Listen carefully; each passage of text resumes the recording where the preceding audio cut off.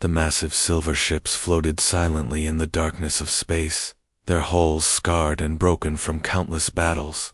Inside the largest vessel, beings from across the galaxy sat around a glowing table, their faces filled with despair. Some had blue skin that sparkled like stars. Others looked like walking crystals that caught the light. A few appeared almost human, but with eyes that held the wisdom of 10,000 years. Admiral Kong Minsu of the human colony ships sat quietly in the corner, watching the ancient aliens argue. His people were the newest members of this great alliance, barely 50 years since first contact. Now he was witnessing something no human had ever seen. The most powerful civilizations in the galaxy admitting defeat. "Another 3 systems have gone dark," announced Commander Park Jisoo, her voice shaking as she read from the glowing display. The Omega defense grid lasted only 6 hours before they consumed it completely. The being made of living crystal turned its faceted head toward the group. Its voice sounded like wind chimes in a storm. "The Devourers have broken through our strongest barriers. Weapons that took us 1,000,000 years to perfect cannot even slow them down." Minsu had heard the stories, but seeing these godlike beings, so frightened, made his blood run cold. The Devourers were machines, but not like any machine humans understood. They ate entire worlds, turning planets and stars into more of themselves. Every battle made them stronger. Every victory gave them more ships, more weapons, more hunger. An alien that looked like a floating jellyfish pulsed with sad colors. My people built fortresses that could withstand the explosion of suns. The Devourers walked through them like they were made of paper. "We tried everything," added another being, this one covered in scales that shifted between purple and gold. "We attacked their minds with pure thought. We bent reality itself around them. We sent fleets from dimensions they could not even see. Nothing worked. Nothing even slowed them down." The room fell silent, except for the soft humming of the ship's engines. These were civilizations that had ruled the stars when Earth was still covered in ice. They had technologies that seemed like magic to humans. They could move faster than light, control gravity, and create energy from nothing.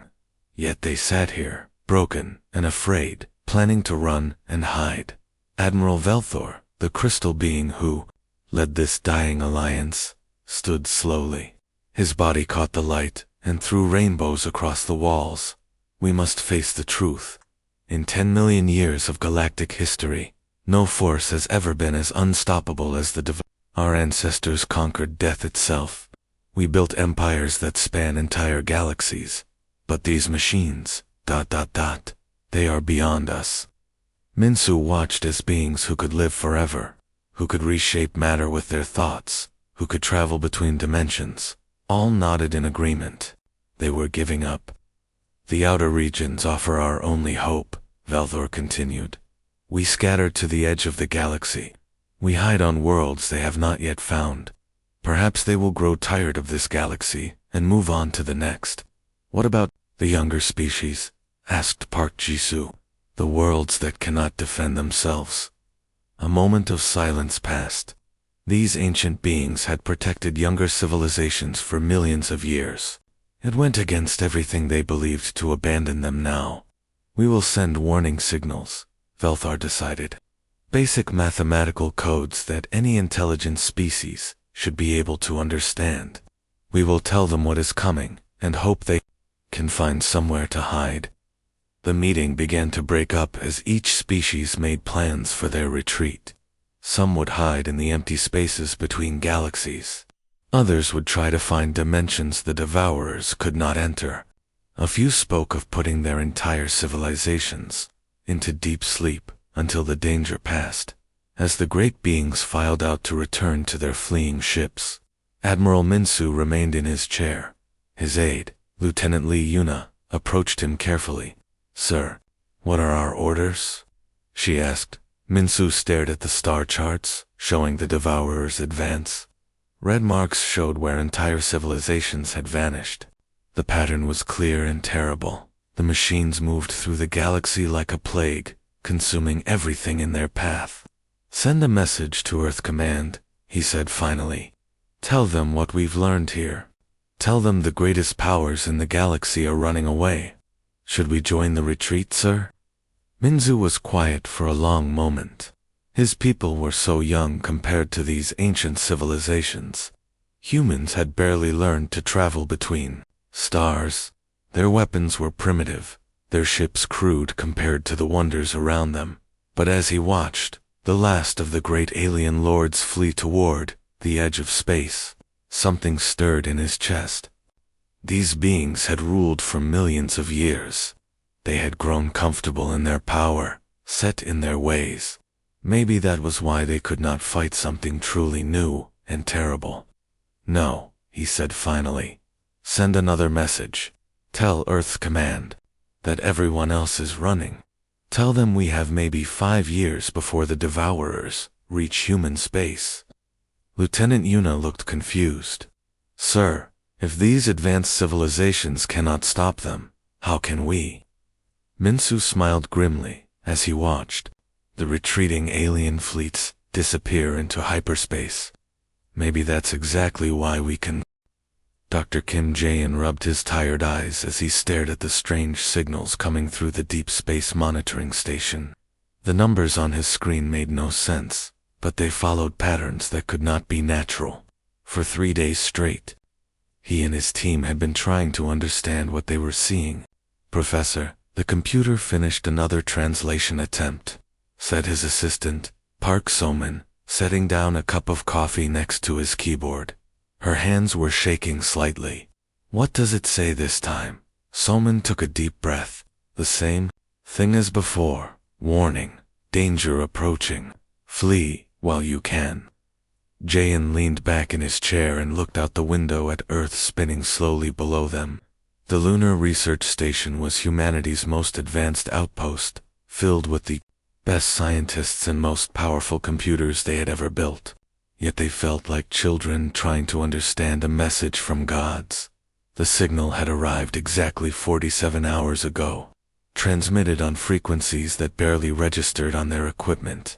The mathematical structure was clearly artificial, built by intelligence far beyond human understanding. Hidden within the basic patterns were star charts, tactical data, and what appeared to be a desperate warning. Sir, called Lieutenant Choi Min-ho from the communications desk. Earth Command is requesting another briefing. The President wants to know if we're certain about the translation. Jae-in sighed. The emergency session at the United Nations had been a disaster. Half the world leaders thought it was a hoax. The other half were too terrified to think clearly. Only a few people seemed to understand what the warning really meant. Tell them we've checked it 50 times. The message is real, and it's telling us that something called the Devourers destroyed the most advanced civilizations in the galaxy. They're heading toward Earth, and we have maybe 5 years to prepare. The door to the lab opened, and General Lee Kyung-jae walked in wearing his dress uniform. His face was grim, but his eyes were sharp and focused. Behind him followed Dr. Yang Siala, one of Earth's leading experts on military strategy. Dr. Kim, the general said, I need you to explain this again. Slowly. What exactly are we facing? Jaehan pulled up the holographic display, showing the alien data. According to this message, there's an alliance of alien species that has ruled the galaxy for millions of years. They have technology we can barely imagine. They can travel faster than light, control gravity, and manipulate matter at the atomic level. And something defeated them? Asked Dr. Yang. Not just defeated, completely destroyed. The message describes machines called Devourers that consume entire star systems. Every civilization that has faced them has either fled or been wiped out completely. General Lee studied the tactical data floating in the air. How long do we have based on their movement pattern? They should reach our solar system in approximately 4 years and 8 months. The general was quiet for a long moment. These aliens who sent the warning, where are they now? Gone, scattered to the edge of the galaxy, trying to hide from something they cannot fight. Dr. Yang shook her head in disbelief. Beings who have lived for millions of years, with technology like magic, and they're running away. Wouldn't you? Asked Park Soman, quietly. If you faced an enemy that destroyed everything you ever built, everyone you ever knew. The room fell silent. Through the window, Earth looked peaceful and beautiful, covered in white clouds and blue oceans. It was hard to believe that somewhere in the darkness between the stars, an unstoppable force was moving toward them. General, said Jaeon, what are we going to do? If civilizations, millions of years older than us, couldn't stop these things, how can we? General Lee walked over to the window and stared down at Earth. Doctor, let me tell you something about humans. We've never been the strongest species on our own planet. Bears are stronger. Cheetahs are faster. Eagles can fly. Sharks can breathe underwater, and ants can lift 50 times their own weight. Sir, I don't understand what, but we're still here, the general continued. We survived ice ages, plagues, wars, and disasters that wiped out creatures much more powerful than us. You know why? Dr. Yang smiled slowly as she began to understand. Because we don't give up. Exactly. These ancient aliens have grown comfortable. They've ruled the galaxy for so long that they forgot how to fight for survival. When they met something stronger than them, they did what seemed logical. They ran away. Lieutenant Choi looked up from his communications console. Sir, Earth Command is reporting massive increases in military recruitment. Word about the warning is spreading, even though the governments are trying to keep it secret. What's the reaction? Asked Jaeon. Panic in some places, but not everywhere. A lot of people are asking the same question. What can we do to fight back? General Lee nodded with satisfaction. That's the difference between humans and those ancient aliens. When they see an impossible enemy, they calculate the odds and retreat. When we see an impossible enemy, we start figuring out how to hurt it. Dr. Yang pulled up Earth's military databases on her tablet. General, what exactly are you thinking? I'm thinking that maybe being young and stupid is exactly what this galaxy needs right now. These devourers have spent millions of years fighting civilized enemies who behave predictably. They've never fought anyone desperate enough to try something completely insane. Park Soman looked confused. Sir, are you saying we're going to fight them? General Lee smiled grimly. I'm saying we're going to teach them why humans survived on a planet full of things trying to kill us. We're going to show them what happens when you threaten something we care about. Outside the window, Earth continued its slow rotation, beautiful and fragile in the endless dark. In 4 years, the most dangerous force in the galaxy would arrive to destroy it. But humanity was already starting to plan their welcome. Colonel Cho Hyun-woo stood in the underground war room, staring at the massive screen showing the Devourer's path of destruction across the galaxy. Red dots marked where entire civilizations had vanished. The pattern was clear and terrifying. The machines moved like a perfect storm, consuming everything in their way. They never make mistakes, said Dr. Nam Soyoung, pointing at the tactical data they had studied for 2 years. Look at these attack patterns. Every approach is calculated for maximum efficiency. Every battle follows the same perfect strategy. They waste no energy, lose no time, make no errors. Around the table sat Earth's best military minds, generals, who had fought in wars across the planet, scientists who understood weapons and tactics, engineers who could build anything if given enough time. For 24 months, they had tried to find a way to match the aliens' technology. They had failed. We can't build ships as good as theirs, admitted Lieutenant Park Jin-yuk, the youngest officer in the room but already showing brilliant strategic thinking. We can't match their weapons or their shields. Every simulation shows us losing in minutes, so we don't fight them the way they expect, Hyun-woo replied. Dr. Soyoung shook her head. Colonel, these machines have defeated civilizations that ruled the galaxy for millions of years. Species with technology we can barely understand. What could we possibly do differently? Hyunwoo walked over to another screen showing Earth's military history. Pictures of famous battles filled the display. Thermopylae, where 300 Spartans held off an army of thousands. The Alamo, where outnumbered defenders fought to the last man. Stalingrad, where an entire city became a weapon against invaders. Lieutenant Park, what do all these battles have in common? He asked. Jin-Yuk studied the images carefully. Sir, in every case, the defenders were outnumbered and outgunned. They all lost, did they? The young officer looked confused. Sir, I don't understand. The Spartans died at Thermopylae, but they delayed the Persian army long enough for Greece to prepare. The Alamo fell, but it inspired Texas to fight for independence. Stalingrad was nearly destroyed, but the Germans never recovered from the losses they suffered there. Dr. Soyang began to understand. You're talking about Pyrrhic victories. Winning by making the enemy pay too high a price. Exactly. These ancient alien civilizations fought like civilized beings. When they saw they couldn't win, they retreated to save their forces. They fought logical wars with logical goals, preserve resources, minimize losses, maintain strategic advantage. Hun pulled up data about human conflicts throughout history.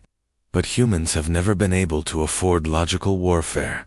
We've always been outnumbered by something, wild animals, hostile tribes, enemy nations. So we learned to fight differently. Lieutenant Park leaned forward with growing excitement. We learned to make victory cost everything, right? We don't fight to preserve our armies. We fight to hurt the enemy so badly that even if they win, they wish they hadn't started the fight in the first place. Captain Lee Minji, who had been quiet until now, spoke up. Colonel, the Devourers are machines. They don't feel pain or fear. How do we make them pay a price they care about? Hyunwoo smiled grimly. We studied their tactics for 2 years. They're perfectly efficient because they're perfectly predictable. They always take the path that costs them the least resources. They always choose the strategy that preserves the most of their forces.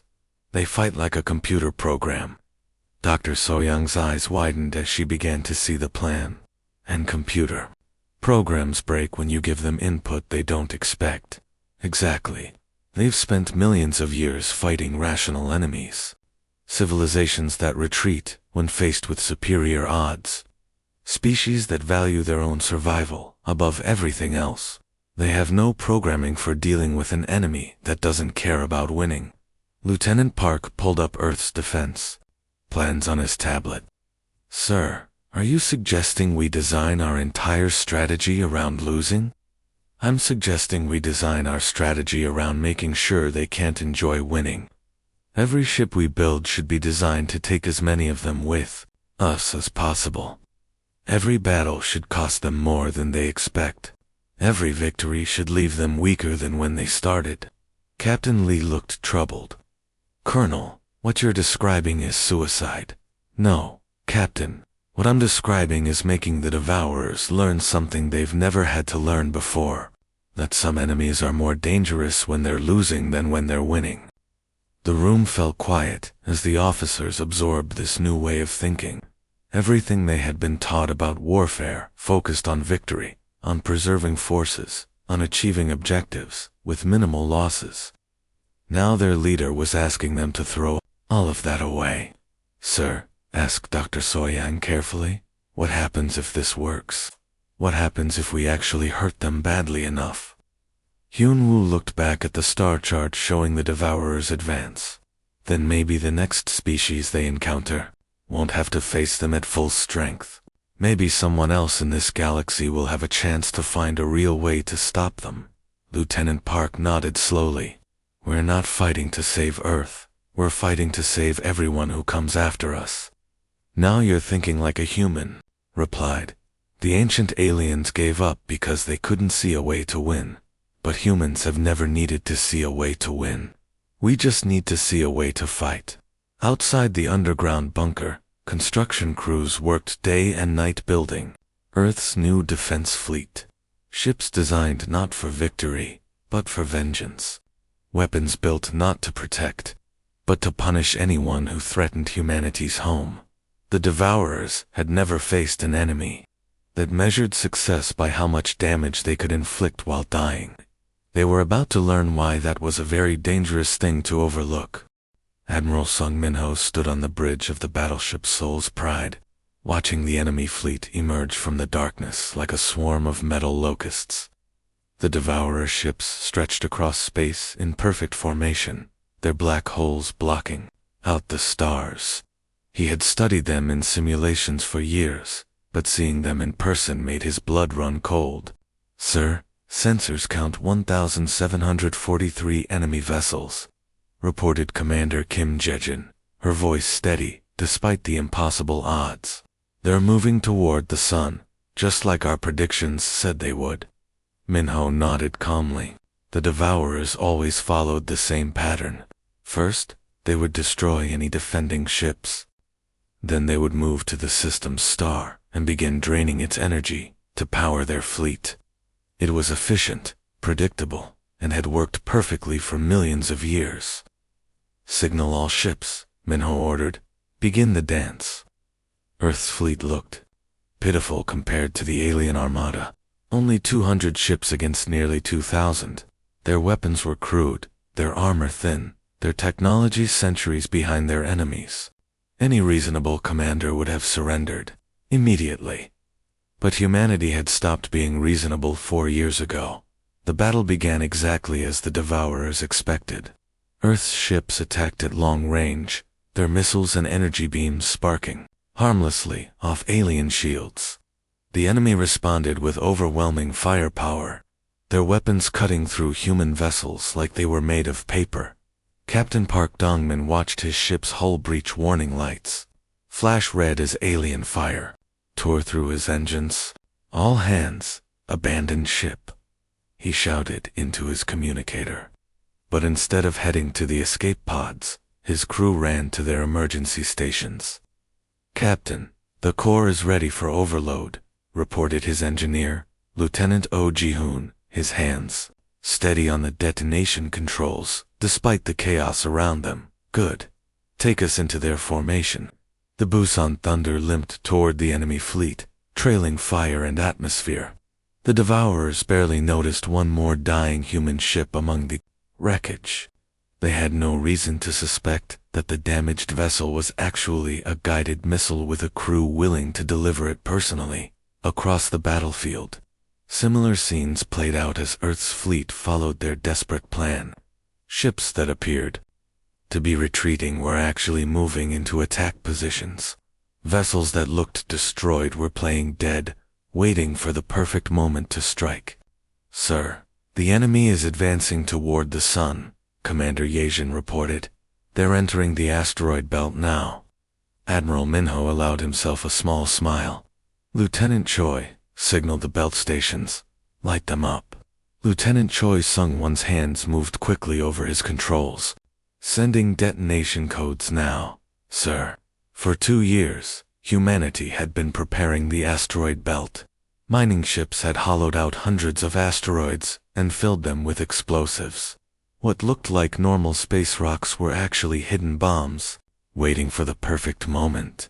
The Devourers never saw it coming. The asteroid belt exploded in a chain reaction of fire and metal.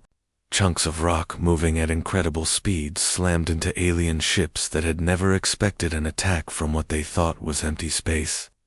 For the first time in their long history of conquest, the perfect formation broke apart as captains tried to avoid the unexpected assault. "Direct hits on 12 of their capital ships," shouted Commander Jejin with fierce joy. "We're reading major damage across their front line." But the Devourers were quick to adapt.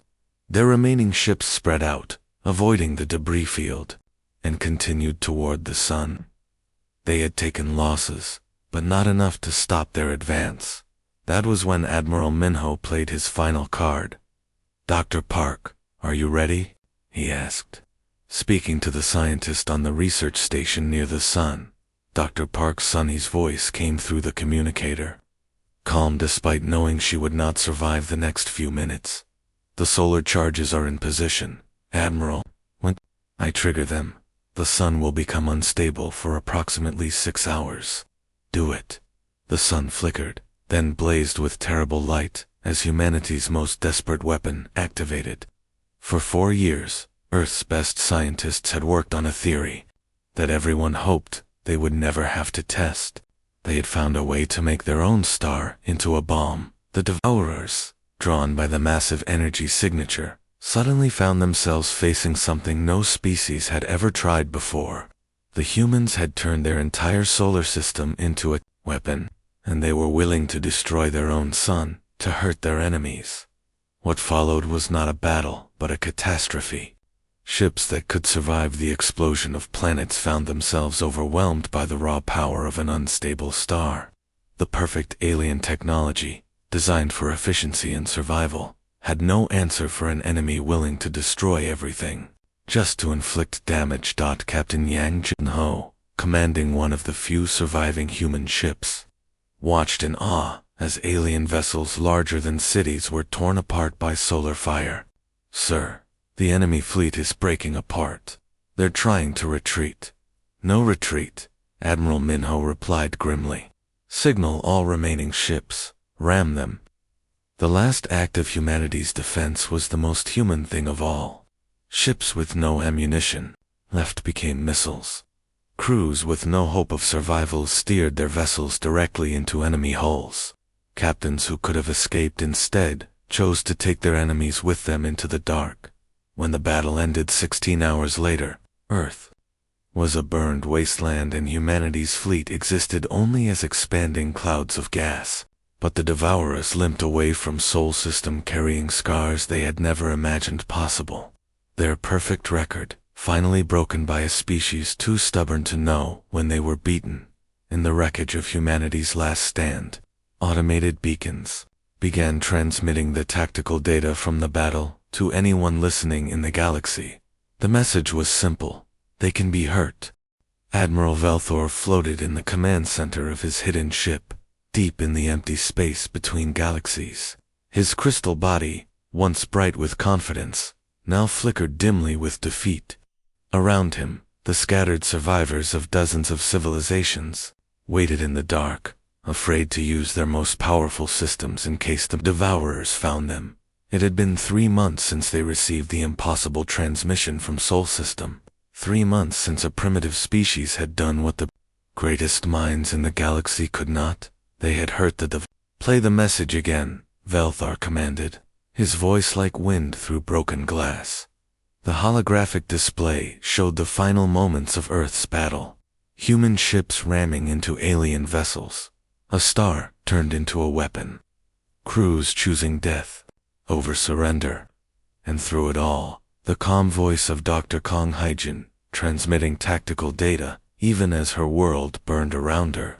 To anyone receiving this signal, the human scientist said, her image flickering with static, we have learned that the Devourer's greatest strength is also their weakness. They fight with perfect efficiency, but they cannot adapt to enemies who fight without logic. Commander Zigzara, who had fled from 17 different star systems, leaned forward with something that might have been hope. Admiral, the damage reports are confirmed. The humans destroyed 43 Devourer vessels and damaged over 200 more. Impossible, whispered another survivor, a being of pure energy who had once controlled the power of black holes. We threw the combined might of 1,000 civilizations at them and barely scratched their hulls. Veltor studied the tactical analysis that the humans had died to send them. It was crude by galactic standards, written by beings who had barely learned to travel between stars. But it contained something that millions of years of advanced warfare had never produced, a way to make the Devourers bleed. They did not fight to win, he realized slowly. They fought to hurt their enemies, even while losing. This is not warfare as we understand it. Lieutenant Lee Yuna, one of the few thousand humans who had been in deep space when Earth fell, stepped forward. Her small ship had joined the refugee fleet, bringing with her the tactical knowledge her people had died to create. Sir, my people, call it asymmetric warfare. When you cannot match your enemy's strength, You change the rules of the fight. You make them play a game they do not understand. The assembled aliens looked at this young human with new eyes. Her species was gone, her world destroyed, yet she spoke with the same calm determination they had heard in the final Earth transmissions. "Explain," Velthar commanded. Yuna activated her crude human computers, showing battle plans that looked like chaos to the advanced alien minds. The Devourers expect their enemies to behave logically, preserve forces, minimize losses, retreat when facing superior odds. But humans learned long ago that sometimes the best way to win is to make sure your enemy cannot win either. She showed them recordings of human history, small forces holding mountain passes against vast armies, cities that burned themselves rather than surrender, soldiers who fought to the last bullet. To the civilized aliens, it looked like madness. "Your species has been fighting for survival for millions of years," Yuna continued. "You became so advanced that you forgot what desperation feels like. The Devourers never learned to fight desperate enemies, because desperate enemies always ran away or died quickly." "Until now," Zixara said quietly. "Until now," Yuna agreed. "My people showed that the machines can be hurt if you are willing to pay the price. But we were just one world, with limited resources. Imagine what you could do with your technology and our tactics." The alien leaders looked at each other with something approaching hope for the first time in years. They had technology that could bend reality itself. They had weapons that could destroy stars. They had minds that could calculate the movement of galaxies. Combined with humanity's gift for creative destruction, they might actually have a chance. The first strike must be soon, Velthar decided, before the Devourers adapt to these new tactics. Fleet Commander Ro Taijun, leading the human survivors, smiled grimly. "Admiral, there is something else my people learned. The Devourers are machines. They learn from their experiences and improve their responses. But they only improve against tactics they survive to remember." The Crystal Admiral's body began to glow brighter as he understood. "If we ensure that no Devourer survives our attacks, they cannot adapt to our methods." "Exactly. No prisoners, no retreat, no survivors. Every battle must be fought like Earth's last stand." Within days, the first joint strike launched against a Devourer mining operation in the Vega system. Kristen fighters that could phase through matter attacked like berserkers, materializing inside enemy ships to detonate their cores. Etherean vessels with reality-bending technology used human ramming tactics, turning their most advanced capabilities into guided missiles. Silicon collective drones, programmed with Earth's tactical database, swarmed the enemy in patterns too chaotic for machine logic to predict.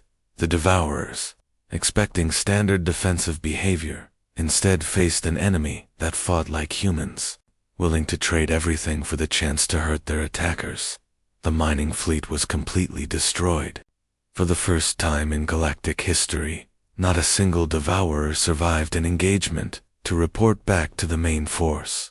Word spread quickly through the hidden refugee fleets. The impossible had happened. The Devourers could be beaten within 6 months.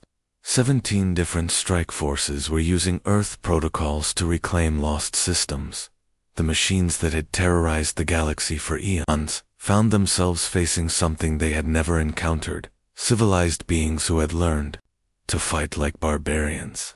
Advanced technology, guided by human desperation, proved to be a combination the Devourers could not overcome. A year after Earth's fall, the Great Retreat had become a counterattack. The galaxy was learning to be unreasonable, and unreasonable was winning.